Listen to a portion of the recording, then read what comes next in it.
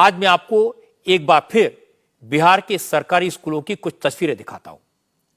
वैसी तस्वीरें आपने पहले कभी नहीं देखी होंगी और न कभी ऐसे स्कूलों की कल्पना आप कर सकते हैं। क्या आप सोच सकते हैं 4 कमरों की बिल्डिंग में 5 सरकारी स्कूल एक साथ चल रहे हैं। 4 कमरों की बिल्डिंग में 5 सरकारी स्कूल। क्या आप यकीन करेंगे कि एक क्लास में 5 स्कूलों के स्टूडेंट्स को 5 टीचर एक साथ पढ़ा रहे हैं। बिहार में सरकारी स्कूलों का हाल ऐसा ही है। एक क्लास में एक ब्लैक बोर्ड को 5 टीचर्स ने 5 हिस्सों में बांट लिया और सब अपने अपने हिस्से में अपना अपना सब्जेक्ट पढ़ा रहे हैं।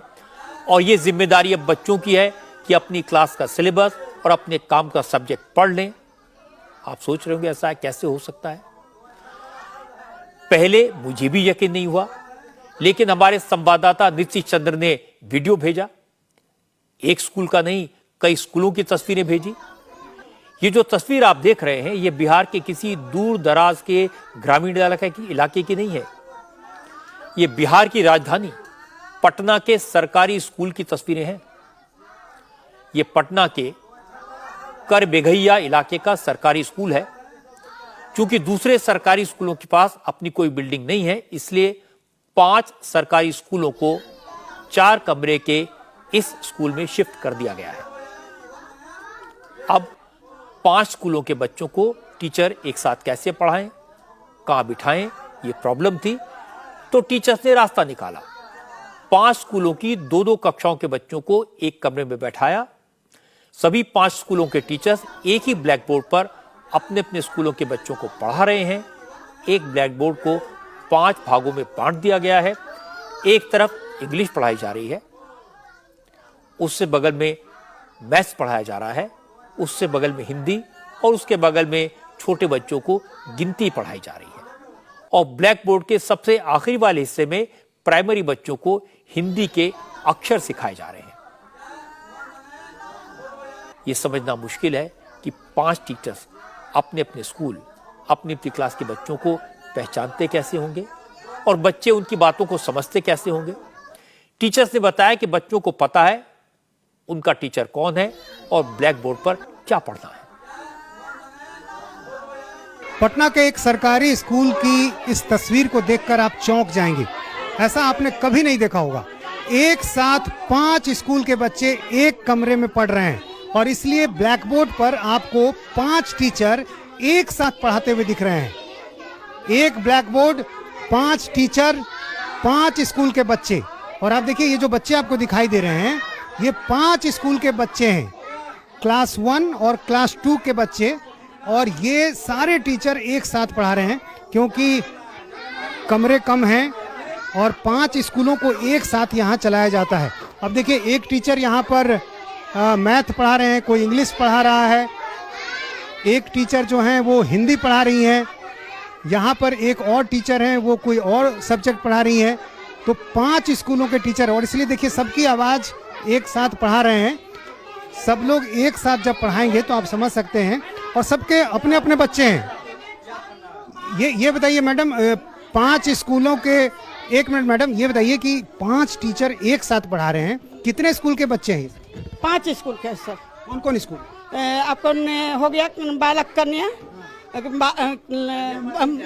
कन्या मध्य विद्यालय बालक, कन्या मध्य विद्यालय हो गया सर, और न्यू सिन्हा हो गया, मॉडर्न प्राथमिक विद्यालय चांदपुर हो गया, और जयप्रकाश नगर हो गया सर। आप क्या सब्जेक्ट पढ़ा रही हैं? हम गणित बता रहे हैं सर। आप किस स्कूल से हैं?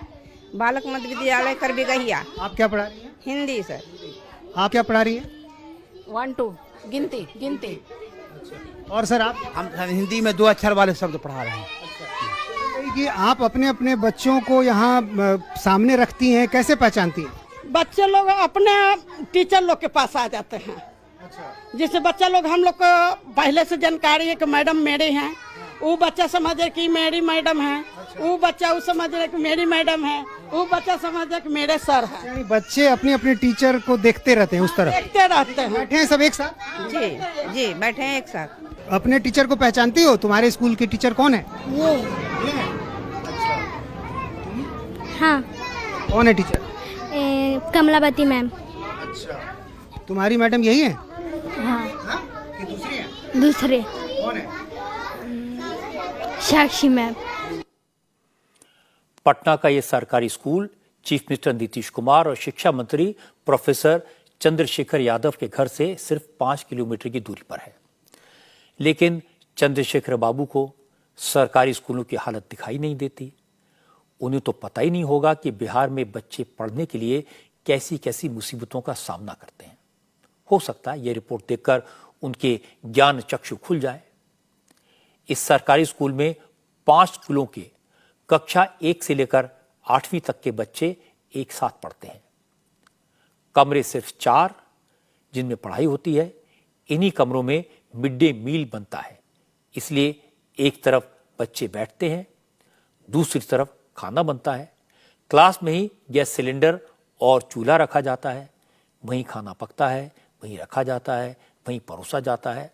मतलब क्लासरूम भी किचन है, क्लासरूम ही भोजनालय है, जहाँ टीचर्स भी रहते हैं, बच्चे भी पढ़ते हैं, रसोइये भी काम करते हैं। सब अपना अपना काम कमरे के अपने अपने हिस्से में बड़े आराम से करते हैं। इससे भी ज्यादा हैरानी की बात यह है कि स्कूल में कोई टॉयलेट नहीं है। पहले एक टॉयलेट था, लेकिन उसका इस्तेमाल अब मिड डे मील के राशन को स्टोर करने के लिए किया जाता है। स्कूल की बिल्डिंग का हालत आप देख सकते हैं, खस्ता हाल है। चारों तरफ गंदगी है, मैदान में गड्ढे हैं जहां पानी भरा हुआ है, और पटना में इस वक्त डेंगू खूब फैला हुआ है। इन सब चीजों को लेकर नीतीश चंद्र ने जब स्कूल की प्रिंसिपल से सवाल किया तो उन्होंने माना प्रॉब्लम तो है, परेशानी तो है, लेकिन वो करें तो क्या करें। प्रिंसिपल ने बताया कि ये सारे इंतजामात उन्होंने अपनी मर्जी से नहीं किए। एजुकेशन डिपार्टमेंट के अफसर आए थे और शिक्षा विभाग के निर्देश पर यह सब हो रहा है। ये जो व्यवस्था है ये तो दिक्कत सर हो रहा है इसके लिए, लेकिन परेशानी क्या आती है? परेशानी आती है सर, एक साथ बच्चा को बैठने में 5 स्कूल का प्रॉब्लम तो आ रहा है। हम लोग भी फेस कर रहे हैं, पदाधिकारी समझ रहे हैं इस चीज को, लेकिन उन्हें टीचर भी जब पढ़ाते होंगे 5 टीचर एक साथ, तो जाहिर है एक की आवाज दूसरे से टकराती होगी, बच्चे को समझ नहीं पाए। कोशिश किया जाता है ना कि मैंने रूटीन से हम लोग उनको बोलते हैं पढ़ाने के लिए। और सामने देखिए जितनी गंदगी है, पानी जमा है, और ऐसे में पटना में डेंगू काफी फैला हुआ है। आपको नहीं लगता है कि ये तो आमंत्रण है बीमारी को? तो सर ये तो हम लोग, हाँ ये बात तो सर हम लोग जानते हैं, लेकिन इसके लिए सर डीपीओ साहब आए थे तो उसके लिए उन्हें बोला है कि फंड आपको हम दे रहे हैं। डीपीओ साहब बोले हैं कि फंड आप लोगों को हम दिलवाएंगे, उस फंड से यहाँ पे भरा जाएगा। पटना के इसी स्कूल में एक क्लासरूम में एक साथ 5-5 क्लासेस चल रही थी, तो दूसरे क्लासरूम में 2 कक्षाओं के बच्चों को बैठाया गया था। यहाँ एक टीचर 5वीं क्लास के बच्चों को मैथ्स पढ़ा रहे हैं और दूसरी टीचर 7th के स्टूडेंट्स को इंग्लिश पढ़ा रही हैं। अब ऐसे में इन छात्रों को अपना सब्जेक्ट कितना समझ में आएगा, ये बच्चों की समझ पर है, उनकी मेहनत पर है, उनकी लगन पर है। मैडम ये बताइए कि यहाँ पर आप अभी क्या पढ़ा रही हैं? किस क्लास? इंग्लिश सर, किस क्लास के बच्चे को? 7th स्टैंडर्ड के लिए। तो क्लास 7 के बच्चों को मैडम पढ़ा रही हैं इंग्लिश, और दूसरी